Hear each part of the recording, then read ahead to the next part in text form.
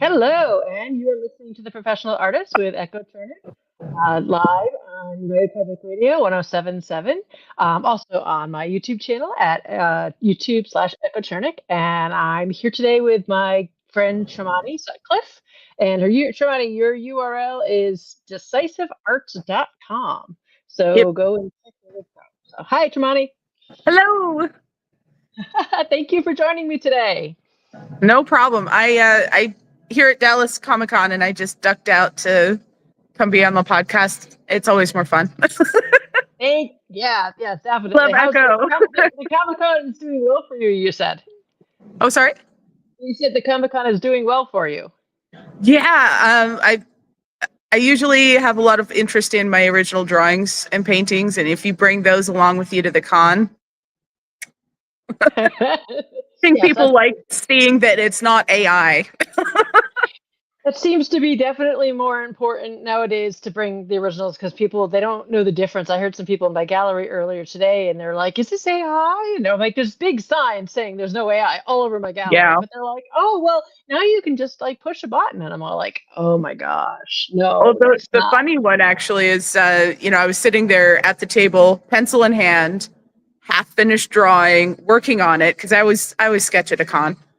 I'm working on a drawing with a pencil, and the person walks up and they look at it for a minute or two, and I'm like, "Hi, how's it going?" And they're looking at it, and they go, "Yeah, no, it's too good. It has to be AI." And I'm like, pencil in hand, unfinished drawing, pencil in hand, like drawing from my. I'm like, do you know what AI is? Yeah, well, wait. Do you think I'm AI? You know, I am a robot. Yeah, like I'm not that sci-fi, dude. If I were a robot, I would have some different accoutrement. I don't know. Yeah, remember when we got to the Illustrators of the Future? I gave you that little test where you had to identify all the bicycles, and you totally failed it. So you must be. I know. I must be. No, I would totally have like the electronics and the headgear and the wires, and I would be decked out, man. I would be so sci-fi with that. Be a cool looking robot. So. Oh yeah.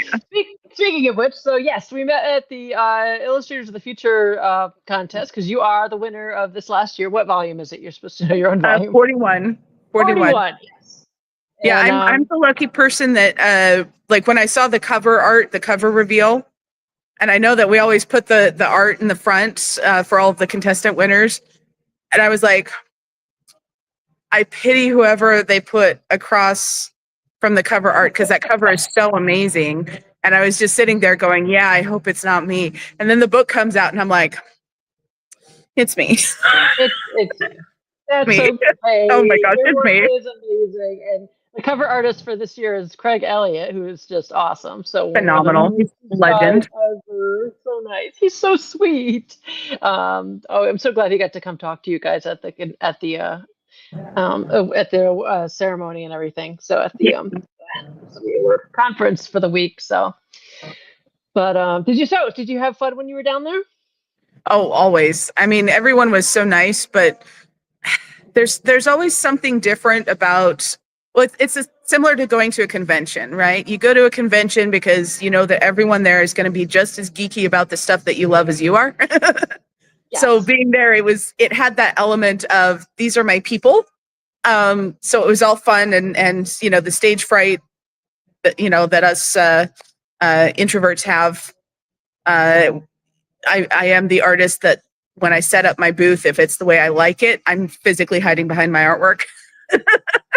You can't see me. I'm not here. Oh yeah, so spitting out art. Beep, beep, beep. It was good enough because it's like that's gone because these are other artists. These are other authors and artists, and these are my people. So it was good to just relax and enjoy it and socialize with people just as geeky. I mean, I was talking about different ways that you can use additives to make the paint dry, and like no one's interested in that except for another artist.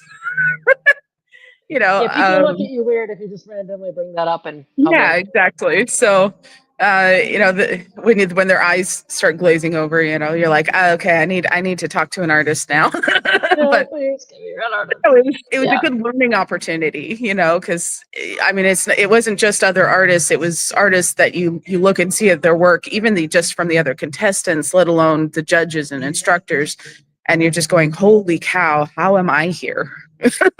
So the winners of the Illustrators of the Future get to come down to Los Angeles for an entire week where they spend time listening to me and a bunch of other of the judges that judge the Illustrators of the Future contest, and just telling for everyone who is trying to follow on what we're talking about.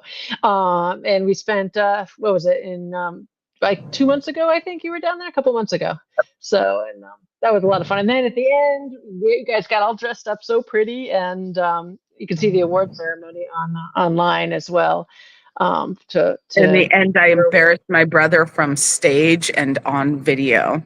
Yes, that was awesome. That was so amazing. Funny.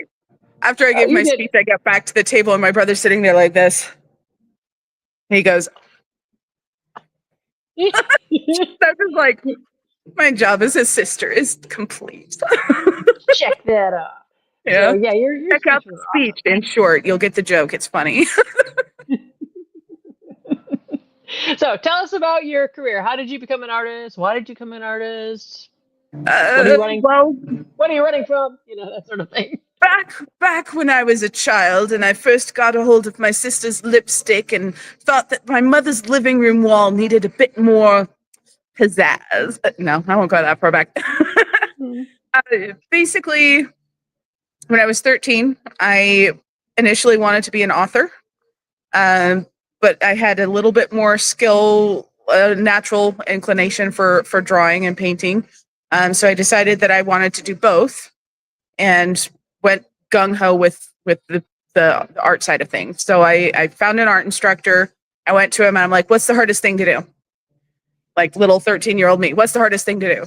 And he looks at me and he's like, well, let's start you off with the easier stuff. We'll start you off with this, and then we'll move you on to this. And I'm like, no, that's not, just what's the hardest thing? He's like, oh my, there's that moment where he's realizing this child is serious. And he just says, firecracker. Portraits, hands, feet, people. I said, okay. So I did portraits, hands, feet, people. I did portraiture for 10 years until I got good. So like if you tackle the thing that's the hardest thing, if you make a mistake on it, then it's like, whatever, it's the hardest thing. Like everyone has trouble with it, whatever. But then when you do good with it, it's like, I got this. How to draw hands. That's the way I operate. What's the hardest thing? Challenge yourself, go for it. After doing portraits for a while, though, fantasy art is so much more fun. You're doing a family portrait for someone. If it looks a little bit off, you're like, okay, let's fix that. Grandma can't look constipated. Let's fix this. But if you're doing fantasy art, it's like, oh, that's starting to look a little weird. Make it weirder. Yeah. You get to explore, you get to play, you get to have fun with it, you get to be more creative, and invent things. And portraiture, you're just learning the basic technique of like, okay, how do I make something look like the thing I'm looking at? But once you get that skill set down, then you can have fun. And that's what the illustration. How did you get your portrait jobs when you first started? Honestly, it was just people seeing drawings and paintings that I did. It started off, I showed people what I was working on. I mean, it was as a kid, so I basically do a portrait, sell it to someone, and then turn around and use that money to buy my next bit of art supplies, or pay for my next art class, Yeah. So I was 13 years old and paying my way through my art education. But basically one person would see my art and, want some and pay, get a portrait done, and then they'd hang up on their wall, and then their friend or family or whoever it was would see it and go, oh yeah.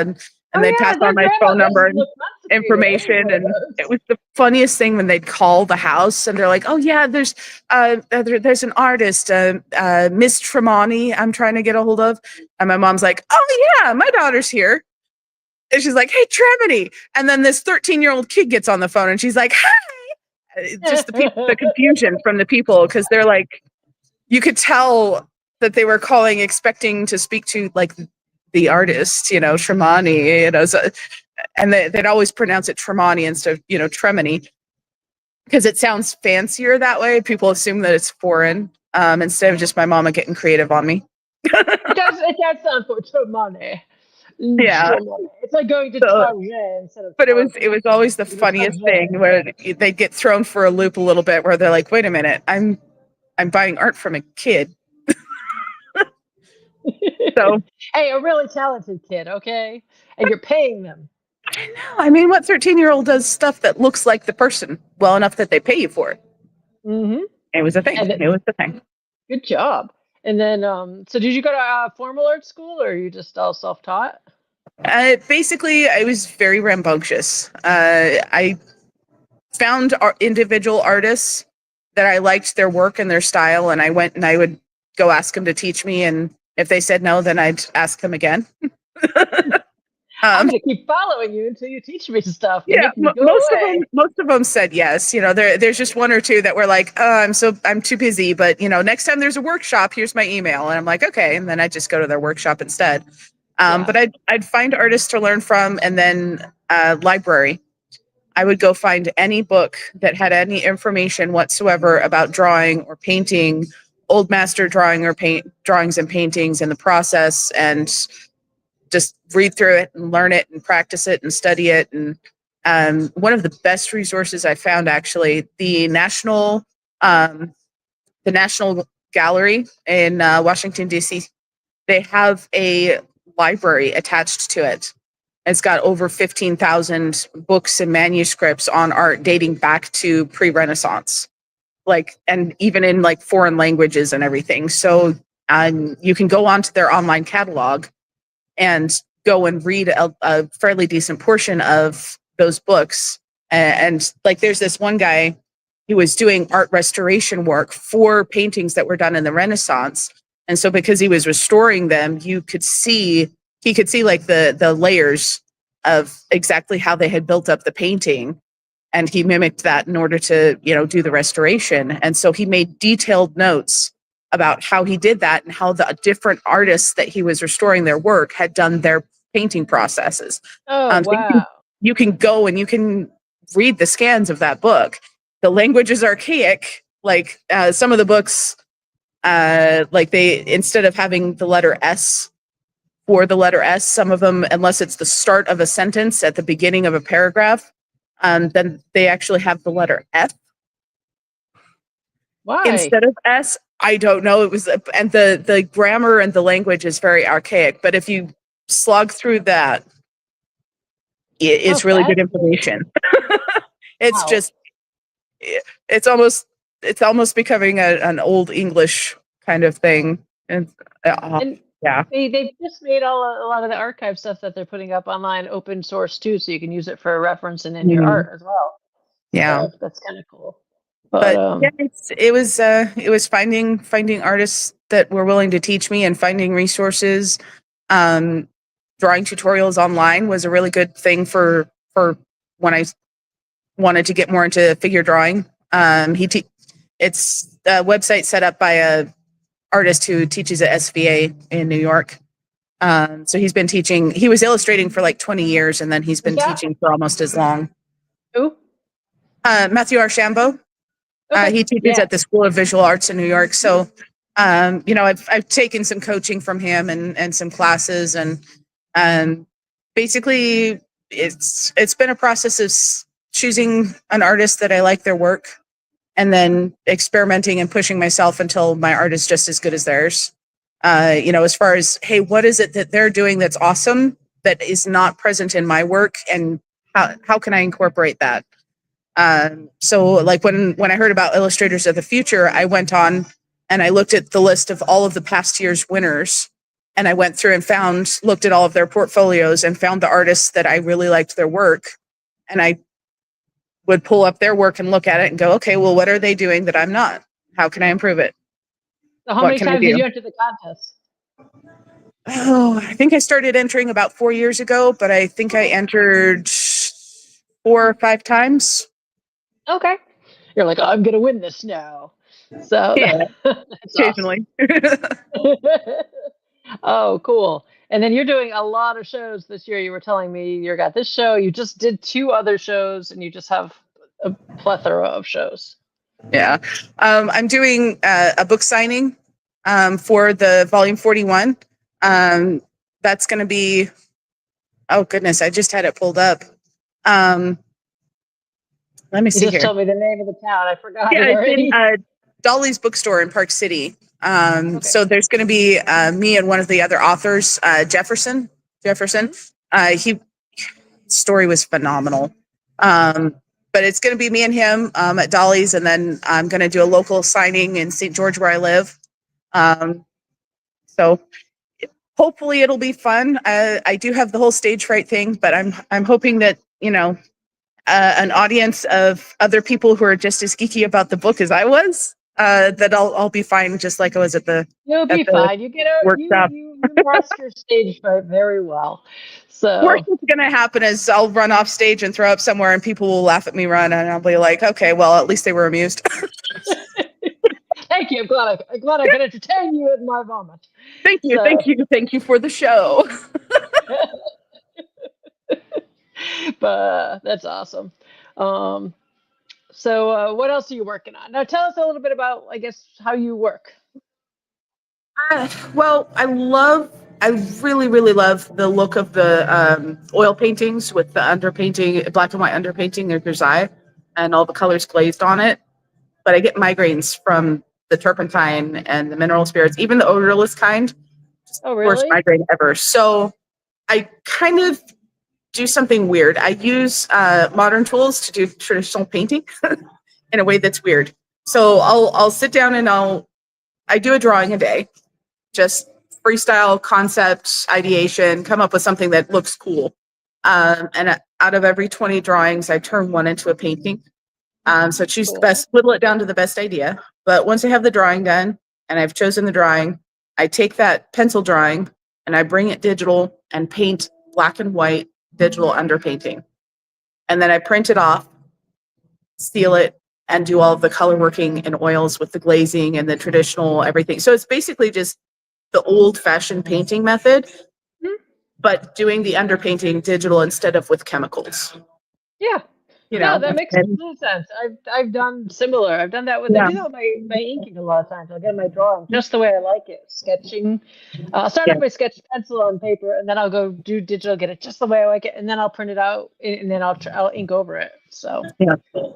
So it's not too unusual, but yeah, it's different enough. The paintings look a little bit different. I've like just at the convention, while I've been here, I've had people come up to me and be like, "This looks like Renaissance painting, but not quite. There's something different about it." And I'm like, "Yeah, yes, there is. yes, there But is." no AI, just to be clear. I'm like, you put your, you got it. You pinned it down. That's exactly what it is. But no AI, because sometimes people will paint over AI and be like, "Oh, this is my idea," and that's Well, not it will really. always throw me for a loop. That one should be pencil in hand. Oh no, it must be AI because it's too good. I'm like, AI is stealing from Uh, good artists. So what? Wow. I just can't. yeah, That's the best. Oh my god, that just blows my mind. It's like when people see my tea boxes, like they come up and then they'll see that I did the tea boxes for Celestial Seasonings, and you'll see them in front of me, and they'll be like, "Oh, you did that art! I love that art. I buy the tea because I love the art. I didn't know somebody actually made that." And then you just see this cross their face, like, "Wait, that made no sense whatsoever. Of course, somebody made that." You just see this running through their head, and I'm like, yeah, someone actually made that." It's just funny. People are silly sometimes. well, the thing. So I've heard it a lot at some other conventions, but I've had a lot of people come up to my booth and say, "Oh, well, this is so awesome. You should make fan art because I don't know what this stuff is." And I'm like, "Well, I'm doing original stuff. It's my own ideas, my own take on things." And they're like, "Oh, but it looks like something from Magic of the Gathering." I'm like, "Well, it's all art that I'm making for my own tabletop RPG." "Oh, really?" I'm Like, yes. Yes. Yes. Now tell us about that, because you're doing the Kickstarter really soon. Yeah, once the mailing list reaches the tipping point. Yes. But I've been working on it for 7 years. Cool. But I started off basically writing an epic fantasy novel, and the magic system wasn't quite working. So I'm like, okay, well, if I think about it as a tabletop RPG, that'll help me, and not the story components, but just focus on the rules of the magic. It'll help me iron it out and get it working. So now I have a fully functional tabletop RPG. New rules from the ground up, and I'm still working on the novel. Oh, okay. But you have an RPG, so that's good. Good way Yeah, to start. so, but I mean, I started off, I had like over 280,000 words worth of world building, and not like rambling stuff, but just like, here's 2 sentences to remind myself that this whole people that I imagined exist. So quite extensive world building, and then the magic system, and the magic system actually really worked really, really well for gaming. So I started doing art for that instead of just doing a portfolio and hoping someone else hires me. I'm like, I'll do art for something that's going to exist, and then if someone else likes the look of it and wants to hire me based off it, great. But I'm not going to do a portfolio just to do a portfolio. Have you gotten hired off any of the pieces you've done for it? I have gotten hired for doing some cover art. I've got 3 cover art pieces that I'm working on right now, actually. So that's so cool. But yeah, basically, there's 3 components and layers to the gaming system. So you can have what I call a wizard's duel, where you and an opponent, or your group of players and an opponent group of players, sit down and just like hurl spells and try to obliterate each other. There's what I call tournaments. So just an example, there's different types of tournaments, but just for one of them, there's mirroring maps on either side of a divider. So each team, you have your team of players and adventurers on one side with your map, and the other group of adventurers on the other side of the divide have a exact replica map, and you're trying to get through the dungeon and try to find where the treasure is before the other group of adventurers do. But of course, there's the monsters and the all of the regular opponents, but you're also laying traps for the other group of adventurers while trying to dodge the traps that they are laying for you. And you don't know where the traps are because you're putting them on your map. And the game warden is basically looking at both sides of the map and being like, okay, you just triggered this trap, try to get out of it. And they actually just did this. And so now you're caught in this magical spell. Oh, and then that's of course, cool. If you accidentally run into each other, then you have to wizard duel it out and see who help you live. So it's a whole other layer to the gameplay. And that's just one example of I've got several different styles of tournaments that you can do. But that's just one of them.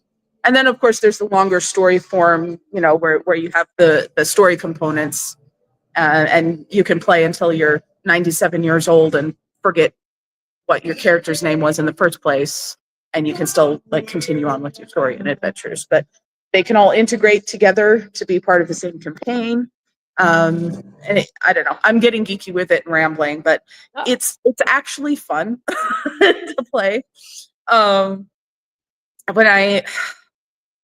So my niece, she plays D&D and Pathfinder a lot.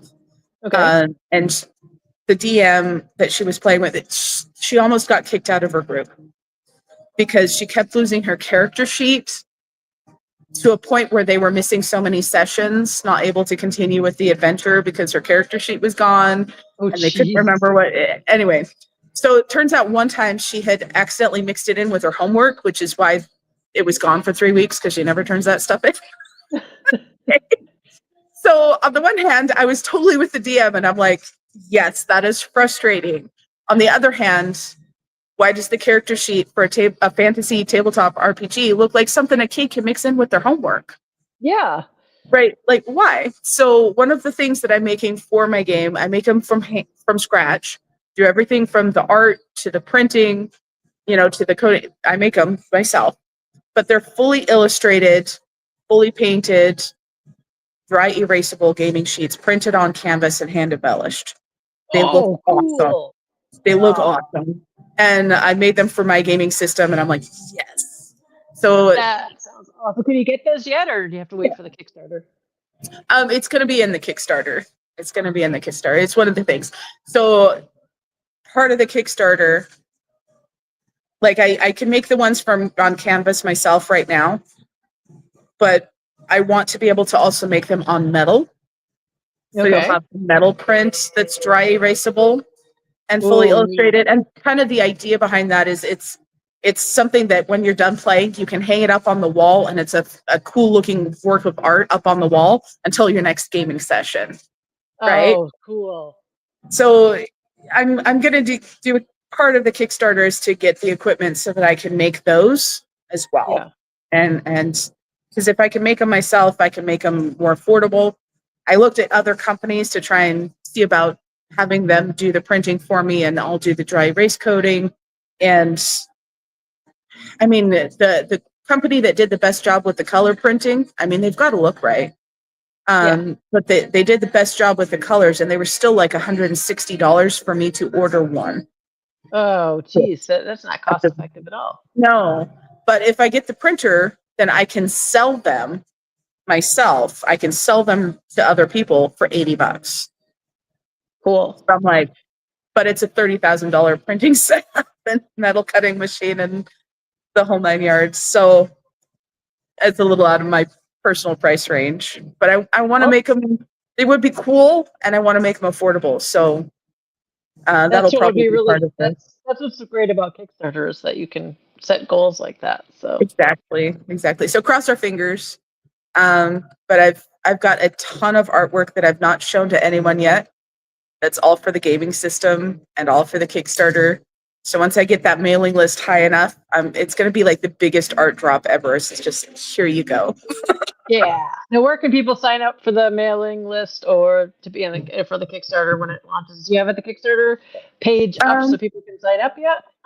I do have a mailing list. I can take a picture of the QR code and send it to you after we're done.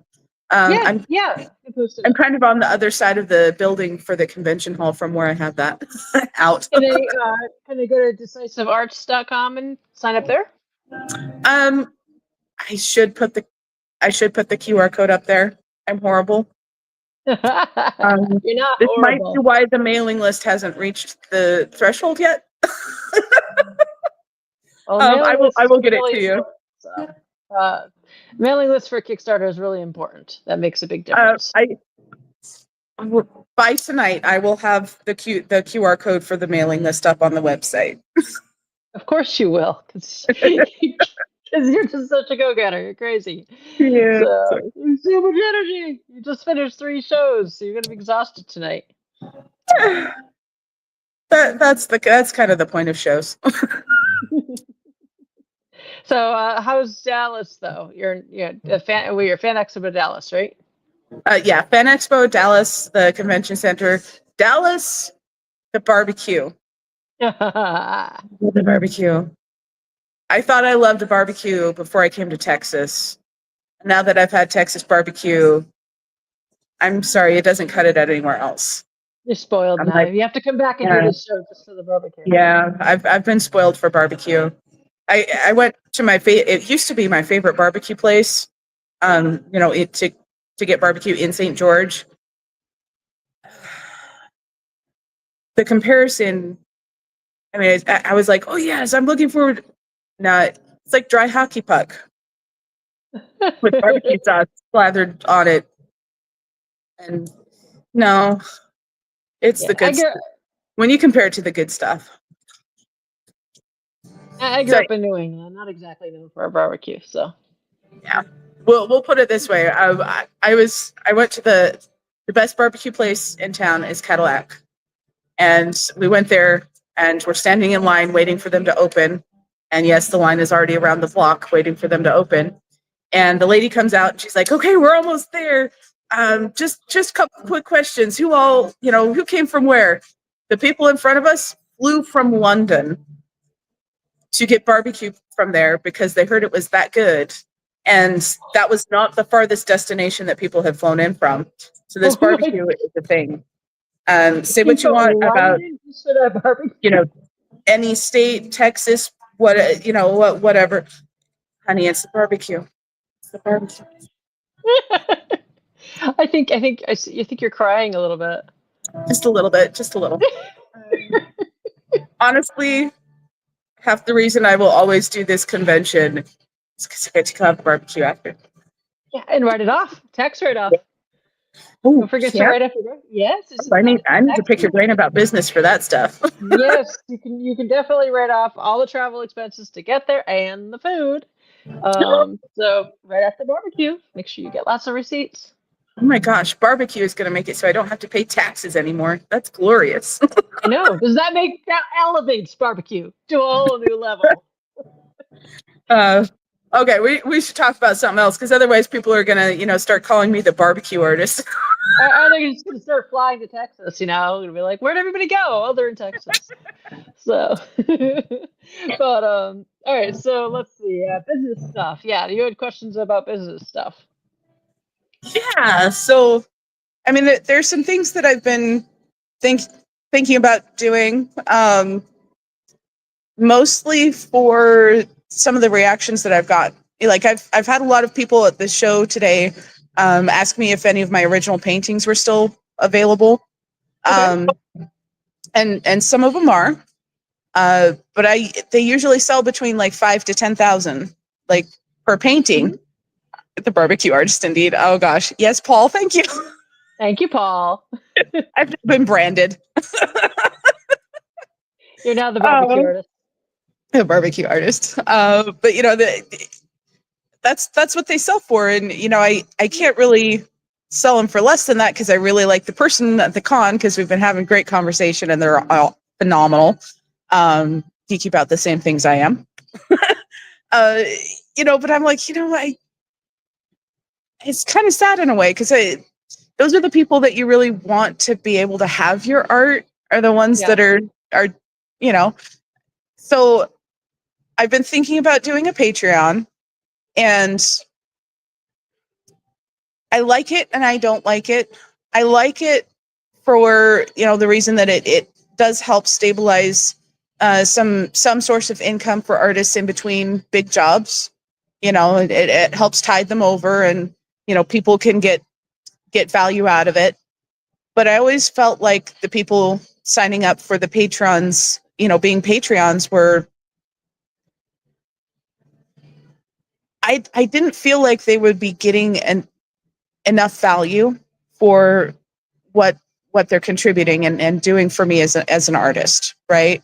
Everyone has a different way of doing things and looking at it, but I have to do it the way that I feel comfortable with it. And I hadn't started one because I'm like, I want to make sure they really are getting, something back that's the quality of help that they're giving me as an artist, by being on there. So no, that's completely understandable. That's one of the things that held me off from doing a Patreon for a long time because I didn't want it to become a big stress point.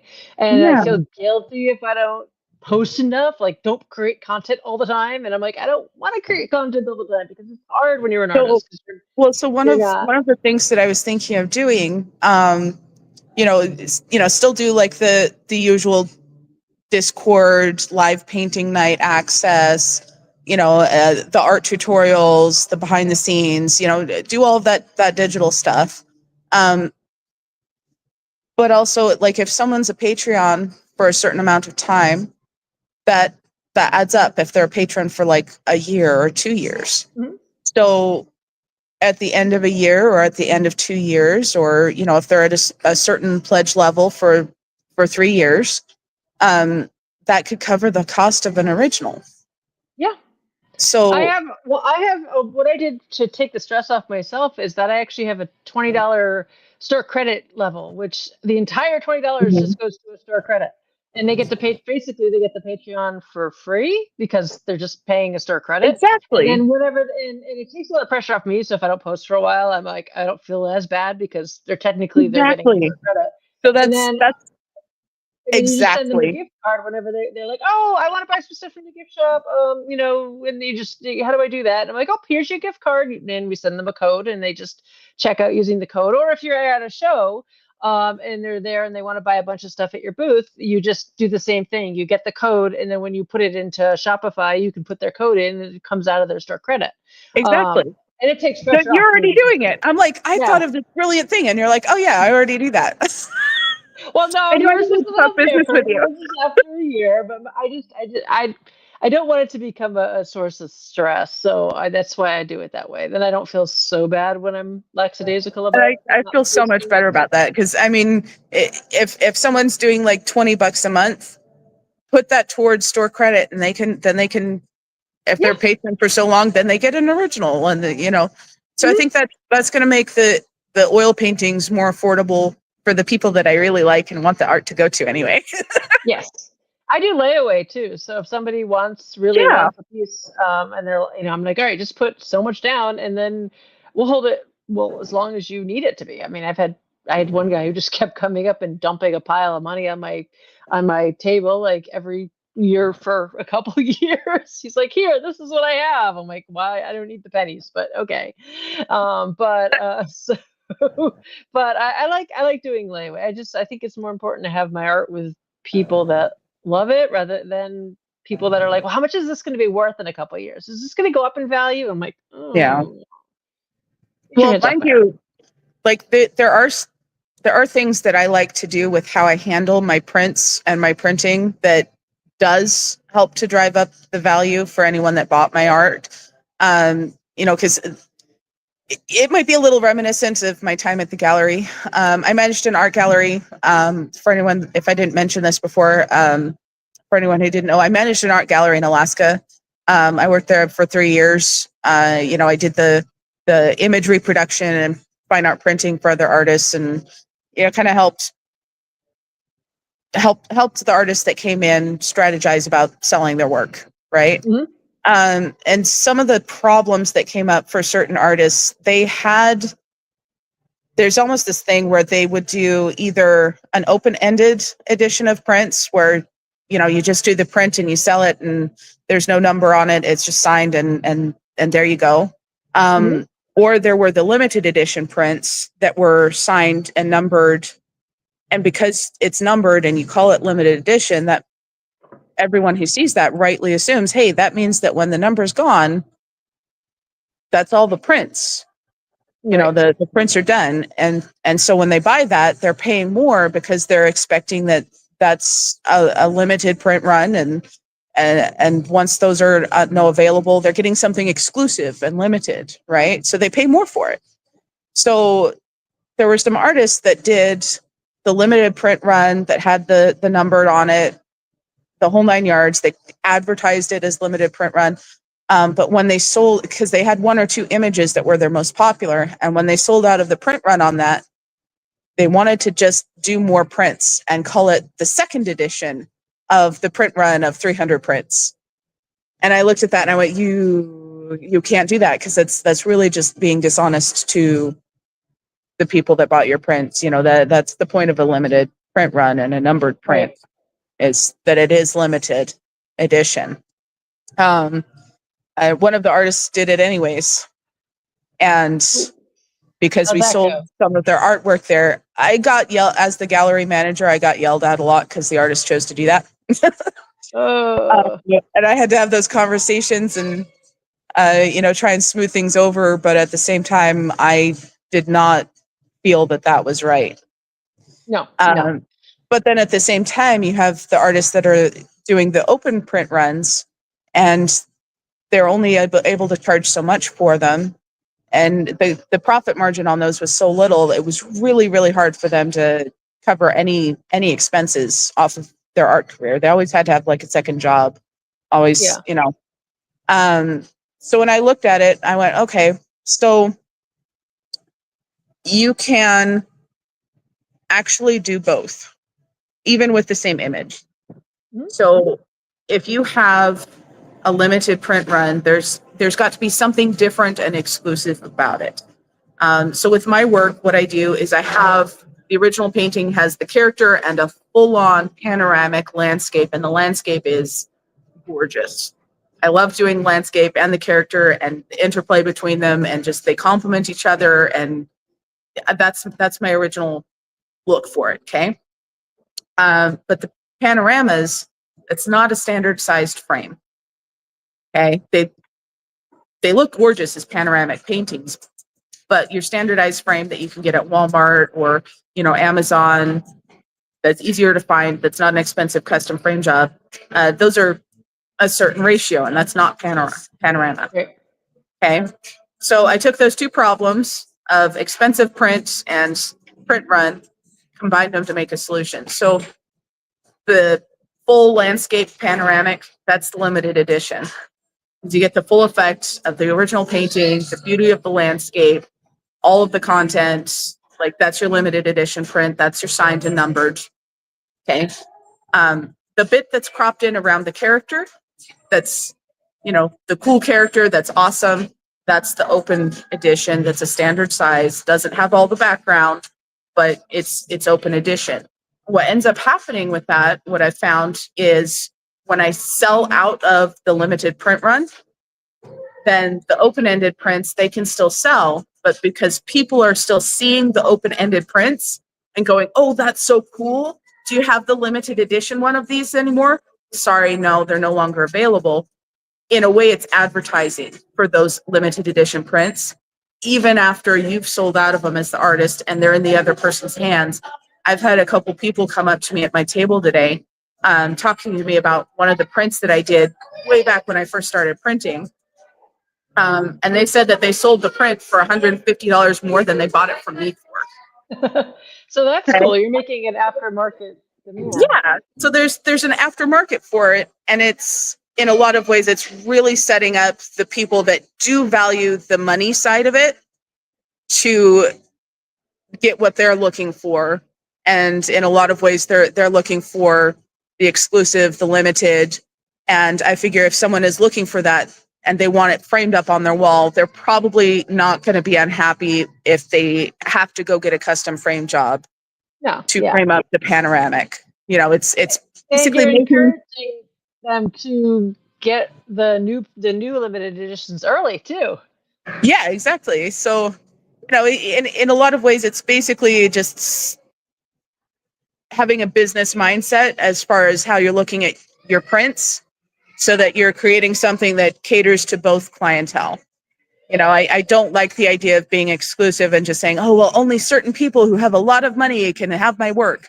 No, like, there's the open edition that you can buy for $20, and you can go to Walmart and get your $20 frame, and you have a beautiful piece of art up on the wall with a kick-ass character. Okay. Or there's the person that's like, hey, I want the exclusive thing. And so there's a physical difference between the prints, and it is limited edition, and it's not open for, an endless number of reprints with, like, the number on that page actually means something. Yeah. I do the same thing with my Winged Women series. I don't do that with all my prints. I don't have limited editions of everything, but the ones I do, I do the 2 editions, because I found just doing the limited, once it's sold out, you're like, oh, shit wasn't sold out. But you can't exactly just go and make more, because that is very unscrupulous and really makes people upset. But, it's having the actual difference between the 2 versions of the print, Yeah. And then I always define my limited editions ahead of time, so that I'm like, great, it's going to be available because sometimes I'll do canvases in 3 different sizes. I'm like, there's going to be 25 of this size, it's going to be 50 of this size, 100 of this size, and that's it. And I don't add any more editions on. That's all decided at the beginning. So, sorry, I'm in the business center, but I think someone has their kids in. That's okay. You're not that loud. It's good. So, all right, we got like 5 more minutes left. So let's see. What else do you want to tell people about? Oh, about me? Oh, I have to say something interesting? You have to say something. You're on the spot. Okay, cue the show. I'm going to go throw up now.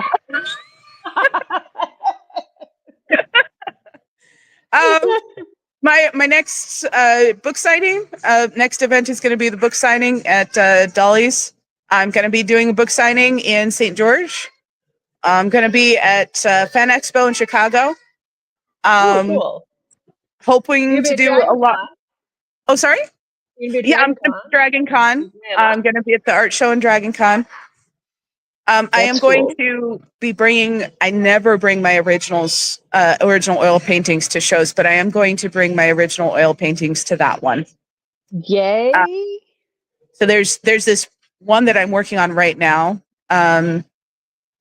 hoping to get it done in time. I'm working on the drawing for it right now at Dallas here at my art table. I'm at table 811 in Artist Alley. Okay.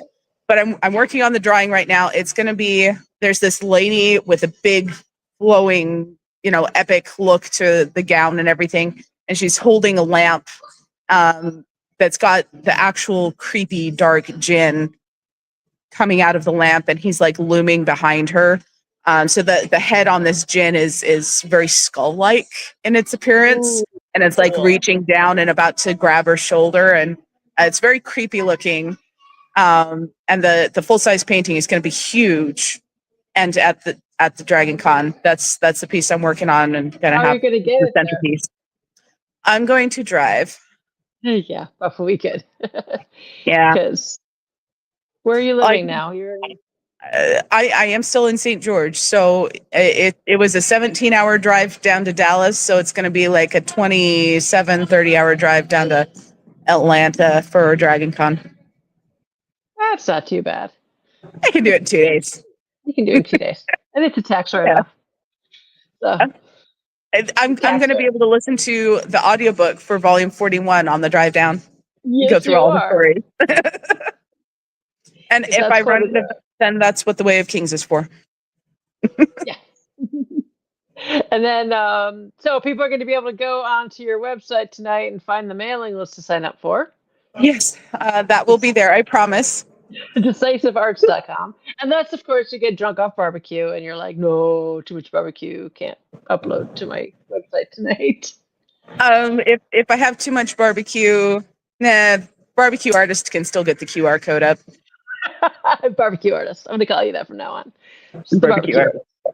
Honestly, I don't know. Maybe if I tell this story, it'll replace the barbecue artist with the other one, the other nickname. Did I ever tell you what John called me at the award ceremony? No. Oh gosh. Okay, so John Goodwin. So he's a hoot. For anyone who hasn't heard yet, the whole workshop, he was actually like down near the coffee machine asking anyone if they wanted an espresso. So he's just the friendliest guy. Yeah. So when we got to after this one, I think so. Oh, okay. Yeah, when we got to the award ceremony, I wanted the fellow winners to feel very cheered. So I was cheering as loudly as I could, cheering them on. Which apparently I was born with a good set of lungs. Can confirm. They were having us pose for the group photo. So I went up onto the stage and I'm standing behind John and he kind of looks over at me because they let us do like a couple pre-trial things to like get the starstruck, oh my gosh, I'm drooling because I'm on the stage and I don't know where to stand kind of thing out of the way before the actual ceremony. Right. So, I was acting the part of the audience for that. And I'm like, whoa, yeah. I'm cheering them on as they're going up there. So I'm standing behind John and he kind of turns and looks at me and he's like, oh man, there's the Alaskan Banshee. To live in Alaska. And I was telling stories about that earlier. And he's like, there's the Alaskan Banshee. And I was like, I don't hate that. Okay, there are worse things to be called. The Alaskan Banshee. But it was funny because he's been teasing me off and on ever since then. He's like, oh, there's my Alaskan Banshee. So eventually I was like, John, this just means that I have to do a drawing of an Alaskan Banshee and send it to you. And he's like, I won't object to that. I'm like, okay, then. That would be really cool, honestly. I want to know what an Alaskan Banshee looks like now. It's halfway through being drawn, so far really creepy. I don't know. It looks too good. It must be AI. So, Yeah, the pencil drawing was AI. pencil drawing, yeah, definitely. Or the one you're actually physically drawing in front of the guy. That's just the weirdest thing to say. I don't That know. It you're threw me not for a loop, but see me drawing this physically right now, right here. at least I approve of the sentiment of let's stick with original artwork and not AI. That's what I'm going to take away from that interaction. I'm gonna this year. I'm trying to bring more original drawings and stuff to shows. I haven't had a chance to in the last many years because I do a lot of digital work, but I'm moving over to doing more traditional because of all this. So. I sold out of my originals. Like all the Yeah, original drawings that I was bringing, I had no more original drawings. The only and up the original price, drawing I have at this con is the one that I'm working on at my booth. I'm like, that's kind of a good feeling. up the price, up the price. So But I charge supply and demand. $400 to $800 per sketch, and I mean, Well, they're selling out before you can finish them. So maybe I should buy more. mm. Did I?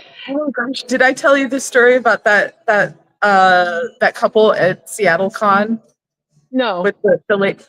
Well, it no, ties yes, into another yes, story. did it. So Yeah. go ahead.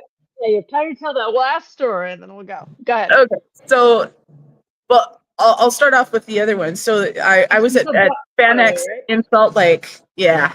I was at FanX in Salt Lake, and this guy comes up, and I had this drawing of a lady with her back turned. It's up on my website if you want to see it in the drawing section. But she's got her back turned. There's this cave in the background. She's got a big old giant, curly sword. Beautiful. And, she's just kind of looking up at the ceiling. So this guy's looking at it. He's like, how much is it? He's going to buy that from me and one of my original paintings. He also said that I didn't charge enough and told me that he was going to pay me $300 more for both of them. So I was like, hey, you're my favorite person. But then he goes, I just got to say, and he says this as his wife is walking up, but he says, I just got to say, with this drawing, don't ever stop drawing butts the way you do. Just when he said that, his wife is there at the table, and I was like, oh.